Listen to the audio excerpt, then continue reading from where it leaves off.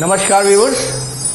तो national education programme 2020 का जो सरकार ने अभी एक पॉलिसी जारी की है और पूरा का पूरा शिक्षा में जो बदलाव आया है उसके संदर्भ को बताने के लिए ये वीडियो बनाया जा रहा है।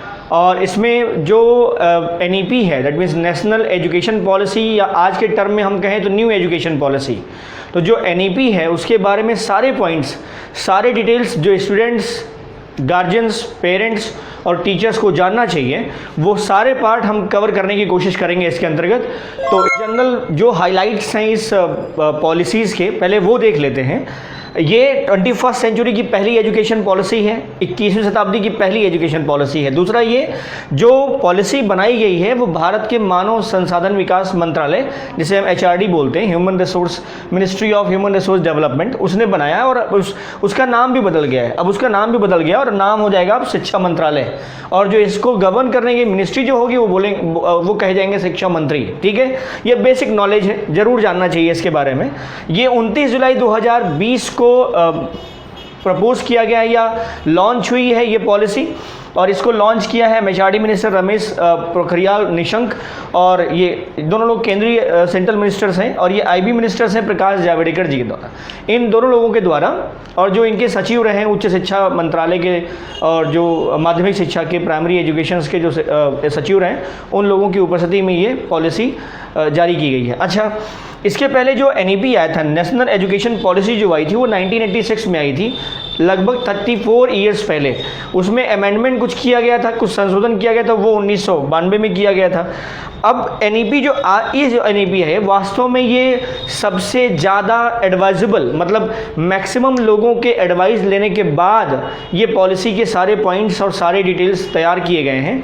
वो जो डिटेलिंग हुई है वो 26 जनवरी 2009 से 26 जनवरी 2019 से लेकर के 31 अक्टूबर 2019 के बीच में हुई है इस कार्यकाल में। और लगभग, मतलब आप समझिए कि हर ग्रुप को, मतलब उसमें एजुकेशनिस्ट थे, बच्चे, स्टूडेंट्स थे, दूसरे टीचर्स थे, जो पंचायत थी, वहाँ के लोगों को भी आप कह सकते हैं कि एक बड़ा मतलब एक बड़ा जनमत संग्रह लोगों का हुआ है।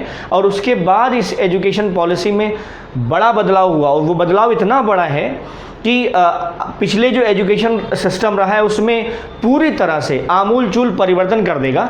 तो सबसे पहले अब इस एजुकेशन पॉलिसी जो बनाई गई है NEP, उसका लक्ष्य क्या है, उसका टारगेट क्या है, पहले ये देखते हैं। पॉलिसी का जो मेन मोटो है, अगर आप उसे देखें तो हमने कुछ पॉइंट उठाए हैं जो इनका मेन पर्पज़ है इस पॉलिसी को, और इस पॉलिसी के पीछे का जो इनका मतलब एक कह सकते हैं जो किस टारगेट को लेके चल रहे हैं, तो उसका ओवरव्यू अगर आप देखें तो भारत को वैश्विक ज्ञान महाशक्ति, मतलब ग्लोबल नॉलेज पावर, वो जैसे ही वो अब आप कह सकते हैं कि जैसे वो भारत हमारा तक्षशिला और नालंदा के समय में विश्व गुरु ज्ञान के संबंध में था, वैसा ही कुछ बनाने का प्रयास है इनके सारे प्रपोजल से।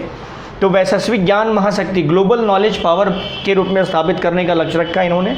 और एक सबसे बड़ा है कि जो भारत का सकल घरेलू उत्पाद है, ग्रॉस डोमेस्टिक प्रोडक्ट, उसका 6% जो है, उसका 6% ये शिक्षा पर खर्च होगा।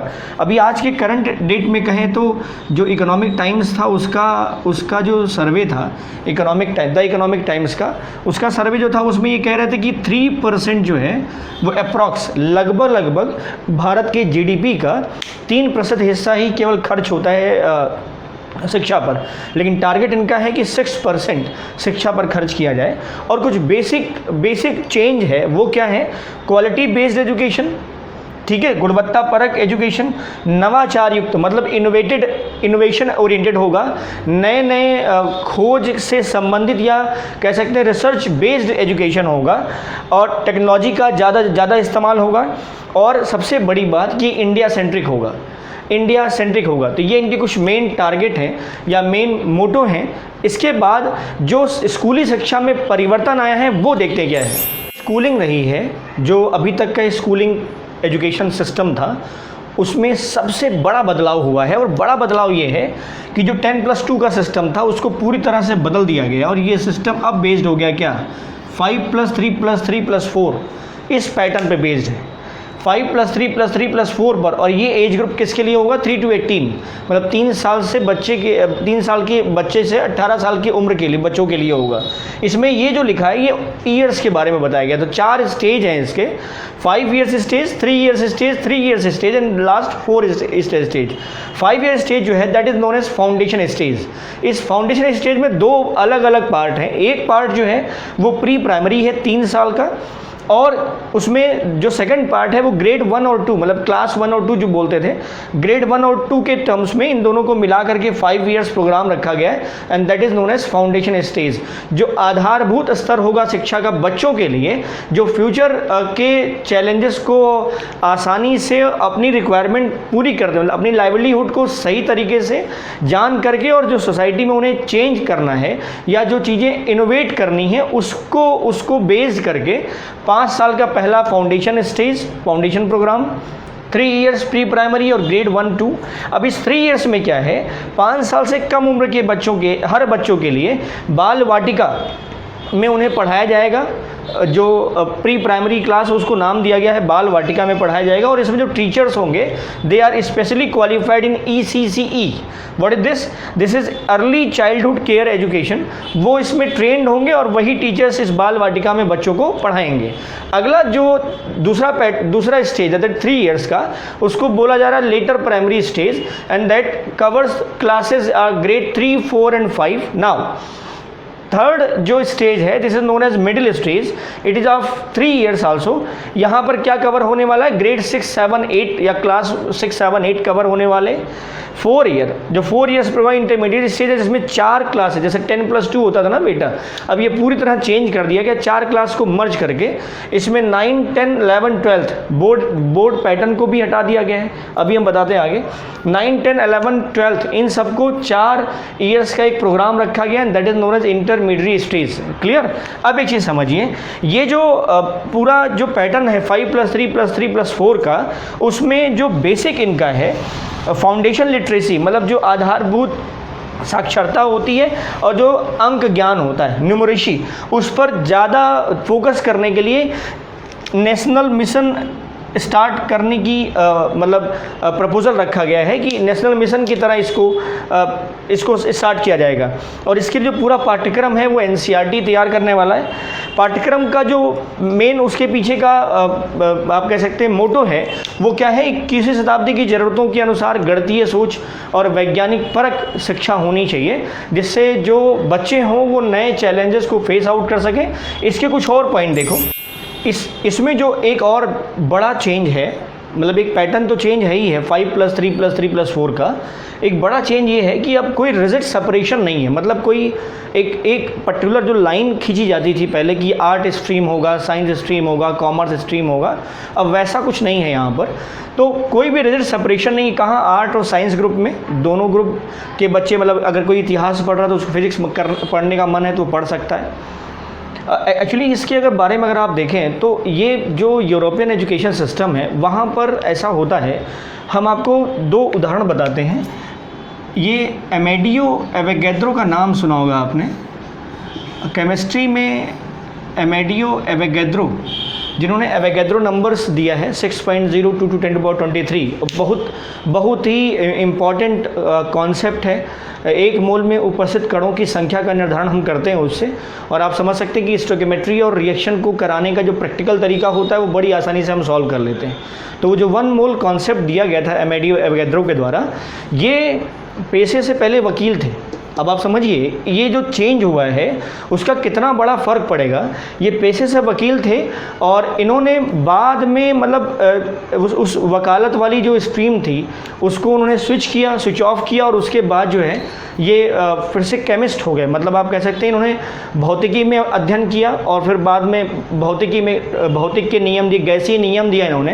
एवोगैड्रो का नियम V प्रोपोर्शनल टू N वो भी इन्हीं की देन है, लेकिन ये पहले पेशे से वकील थे। अब आप सोचिए जो वकील या वकालत होती है वो एक आर्ट स्ट्रीम के अंतर्गत आती है, और जो फिजिक्स है वो साइंस सब्जेक्ट के अंतर्गत आती है। लेकिन इस रिजिड सेपरेशन का ना होने से फ़ायदा ये हुआ कि अमेडियो एवोगैड्रो जैसा हमें एक वैज्ञानिक मिला जिसने मोल कॉन्सेप्ट और खासकर रिएक्शंस के प्रैक्टिकल्स को सॉल्व करने के लिए हमें बहुत बड़ा सूत्र दिया उन्होंने, और गैसीय नियम में भी प्रोपोर्शनल टू एन के बारे में संबंध स्थापित किया था अमेडियो एवोगैड्रो ने। समझ रहे हैं आप? हम एक नाम और बताते हैं, ये इसी एजुकेशन सिस्टम का प्रभाव था कि हमें इस तरह की चीज़ें मिली। एक और हम नाम बताते हैं बेटा, डी ब्रॉगली का नाम सुना है आपने? डी ब्रॉगली का नाम सुना है, जिन्होंने इलेक्ट्रॉन की द्वैत प्रकृति के बारे में बताया था, इलेक्ट्रॉन की द्वैत प्रकृति के बारे में। समझ रहे हैं? लैम्डा इक्वल टू H/P, जिसके बारे में इलेक्ट्रॉन की कण और H/P मतलब तरंग का गुण भी होता है और इलेक्ट्रॉन में कण का गुण भी होता है, दोनों। डी ब्रॉगली ये इतिहास पढ़ाते थे, पहले पढ़ते भी थे और पढ़ाते भी थे। बाद में इन्होंने इसको स्विच करके फिर से भौतिकी के बारे में जानना शुरू किया और उनकी जिज्ञासा हुई कि भौतिक में हम कुछ बेहतर कर सकते हैं, और भौतिकी में इन्होंने DSc की डिग्री प्राप्त की थी। जी हाँ, DSc की डिग्री प्राप्त की थी इन्होंने। ये फ्रांस के रहे हैं, ये इटली के थे अमेडियो एवोगैड्रो, ये फ्रांस के थे। इन्होंने वहाँ से DSc की डिग्री प्राप्त की थी फिजिक्स में। और आप सोचिए कितना बड़ा चेंज हो गया, मतलब इलेक्ट्रॉन को पहले हम केवल कण मानते थे, बाद में जब इलेक्ट्रॉन के कई गुणों की व्याख्या नहीं हो पा रही थी तो डी ब्रॉगली ने बताया कि इलेक्ट्रॉन में केवल एक गुण नहीं है, इलेक्ट्रॉन में ड्यूअल नेचर है, दो नेचर है, कण का भी नेचर है और साथ में तरंग की प्रकृति का भी रखता है। ये एग्जाम्पल बताने का पर्पस ये है कि आप सोचिए जो रिजिड सेपरेशन हो जाता है उसका कितना बड़ा मतलब लॉस हो रहा था हमारी इंटेलिजेंसी पर। मान लीजिए ऐसे समझिए आप कि जब बच्चा मतलब जब 12th लेवल पार कर लेता है तो उसे मान लीजिए एक तो इंटरेस्ट होता है, कुछ लोगों का नहीं भी होता है। इंटरेस्ट अगर हो तो अच्छी बात, नहीं होता है तो फिर दिक्कत आती है वहाँ पर भी। 10th पास आउट करने के बाद आप जानते हैं ये भी होता था कि बायो स्ट्रीम में जाएँ या मैथ स्ट्रीम में जाएं तो ज़्यादातर हमें नॉलेज या इन्फॉर्मेशन कौन देता है? हमारे एल्डर्स या हमारे टीचर्स या जो हमारे आसपास के लोग जिन्होंने पास कर लिया होता वो हमें बताते हैं कि नहीं आप बायो ले लीजिए। अच्छा, दूसरी चीज़ ये है हम खुद भी नहीं समझ पाते कि हमें बायो स्ट्रीम में पढ़ना चाहिए, मैथ स्ट्रीम में पढ़ना चाहिए, या हमें उसके एडवांटेज डिसएडवांटेज के बारे में कुछ पता नहीं होता है। और मान लीजिए उनके कथनानुसार उन्होंने जैसा निर्देश दिया हमने वैसे ही फॉलो कर लिया, बायो हम लेके चल रहे हैं। एक साल बाद हमें थोड़ा सा रियलाइज़ होता है कि नहीं, थोड़ा जो लेवल होता है IQ लेवल वो बढ़ता है, नॉलेज बढ़ती है, स्प्रेडिंग हमारा एनवायरनमेंट का बढ़ जाता है, हमारा दायरा बढ़ता है, किताबों का नॉलेज बढ़ता है, तो हमें लगता है कि नहीं शायद बायो ग्रुप नहीं सही रहेगा हमारे लिए, मैथ्स ग्रुप सही रहेगा। लेकिन अब जानते क्या होता है? अब बच्चा स्विच नहीं कर सकता, अब बच्चा स्विच नहीं कर सकता है, अब उसे वो पार करना या पढ़ना ही पड़ेगा। इसका बेनिफिट ये है कि अगर वो मतलब बंदा फिजिक्स पढ़ रहा है, इतिहास पढ़ने का मन है तो वो इतिहास भी पढ़ सकता है, पैरेलली नहीं पढ़ेगा। अब इसलिए वो प्लान बनाएंगे, कोई पूल बनाएंगे सब्जेक्ट्स का कि इतने सब्जेक्ट्स हैं, इसमें अगर कोई बच्चा दूसरे सब्जेक्ट में मतलब एक दायरा बड़ा होगा। इसीलिए उन्होंने सीधे कहा ना, no rigid separation between art and science and commerce also. उसमें कोई सेपरेशन नहीं होगा कि नहीं जो साइंस वाला बच्चा है वो आर्ट नहीं पढ़ सकता, जो आर्ट वाला बच्चा वो साइंस नहीं पढ़ सकता। तो जो डिस्क्रिमिनेशन हो जाता था ना, जैसे BA BSc और BCom में डिस्क्रिमिनेशन होता था, कहीं ना कहीं BA करने वाले बच्चे अपने आप को डाउन ट्रोडन महसूस करते थे, BSc करने वाले बच्चे भले उनका इंटरेस्ट नहीं हो लेकिन अब दबाव में वो पढ़ रहे हैं, तो उसका कहीं ना कहीं नुकसान होता था। जो हमारी इंटेलिजेंसी है उसका वास्तव में हमारे जो नॉलेज है, हमारा जो न्यू माइंड है उसको एक्सप्लोर होने की संभावनाएं वहाँ कम हो जाती थी। तो ये बहुत बेहतर पहल है। तो आर्ट और साइंस के बीच में सेपरेशन नहीं होगा।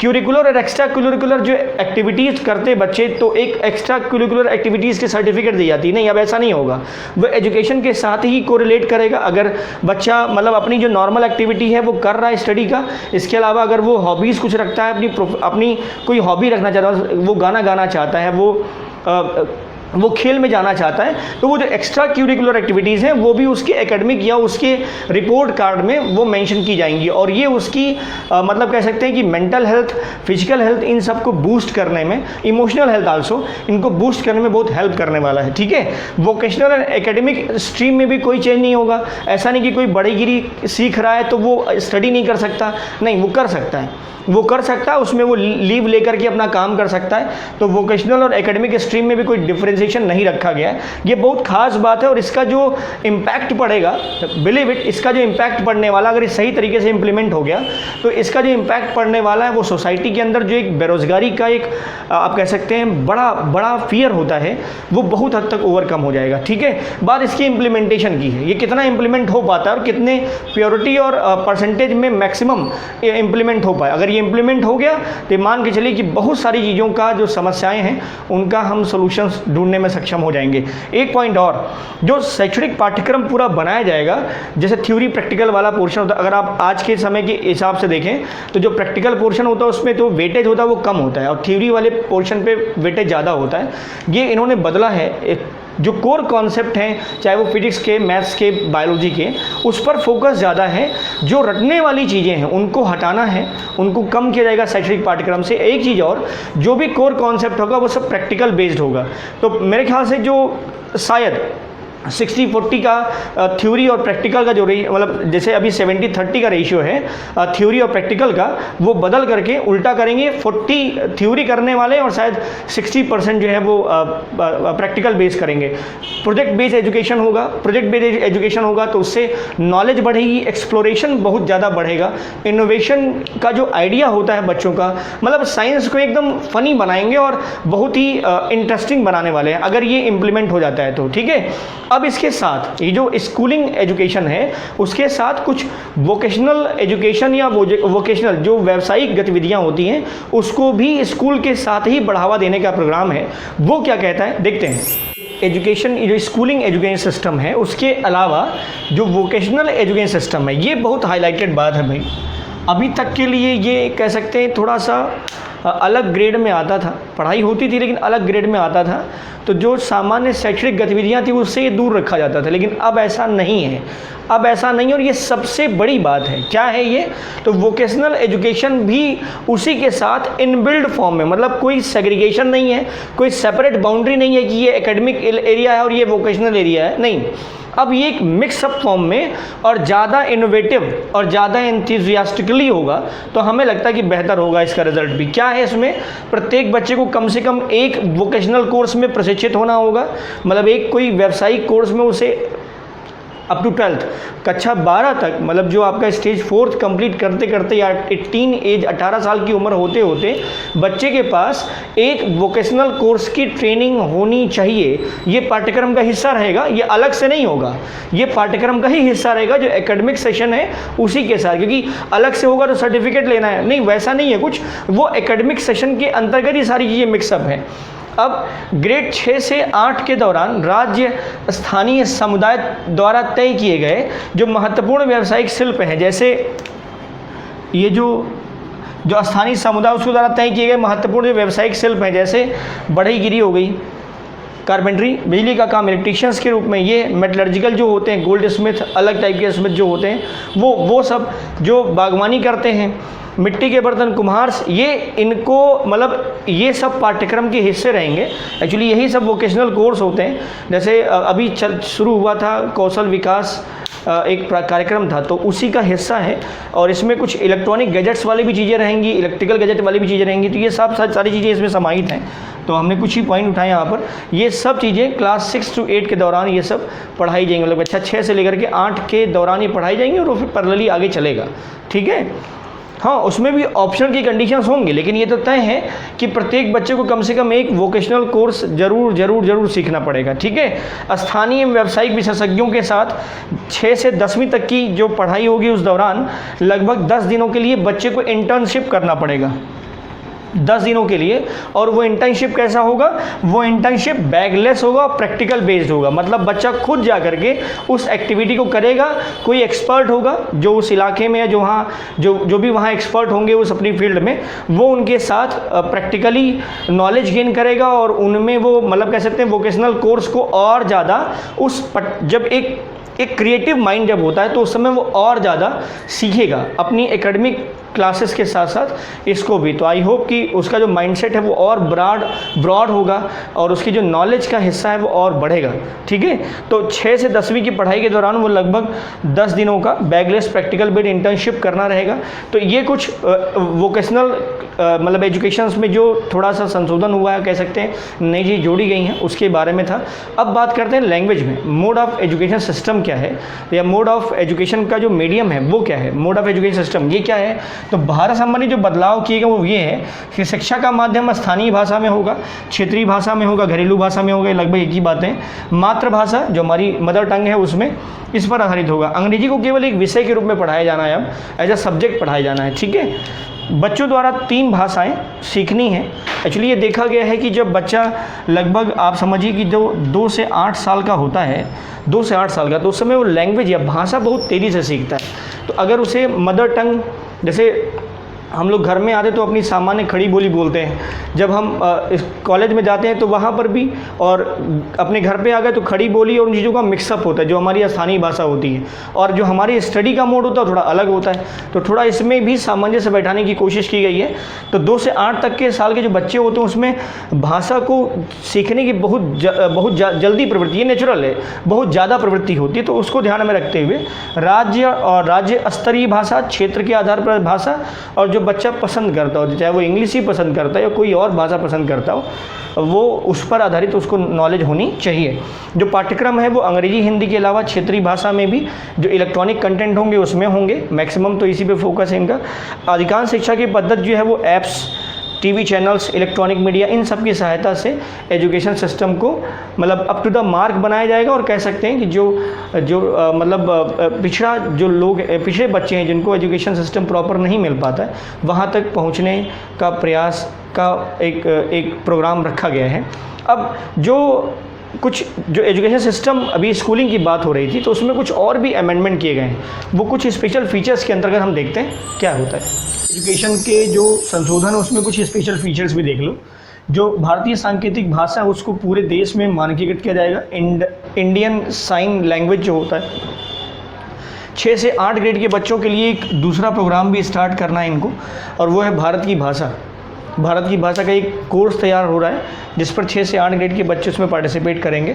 जो पूरा का पूरा जो सिस्टम होगा एजुकेशन का वो हम बता ही चुके हैं आपको। शारीरिक बेस्ड होगा, कला, शिल्प, व्यावसायिक कौशल विकास विषयों पर आधारित होगा।